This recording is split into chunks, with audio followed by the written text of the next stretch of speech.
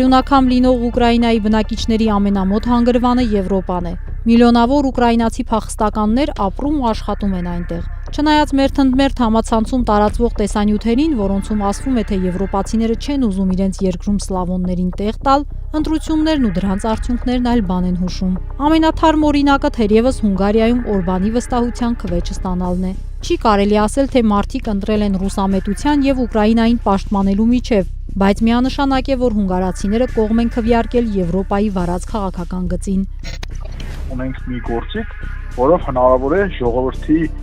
մասսայական մեծամասնության կողմից իմանալ, այդ վիճակը ընտրություններն են։ Այսինքն ընտրությունների արդյունքով մենք կարող ենք դատել, թե մեծամասնությունը հասարակության ինչպես է վերաբերվում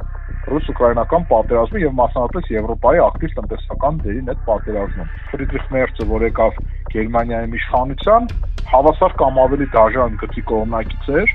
քան իր նախորդը, թեև Գերմանիայի տնտեսությունը ծանր ըստ դրության մեջ է ծանր կորուստներ է կրում։ Որոշ լիդերներ սակայն այնուհանդերձ փոխվեցին, օրինակ մենք տեսնում ենք նաեւ, որ օրինակ Մակրոնի ակտիվ դիրքորոշումը ռուս-ուկրաինական պատերազմում ավելի անկում է ապրել։ Դատելով նորից ժողովրդավարական ընտրությունների արդյունքներից, դեռևս հասարակության մեծ մասը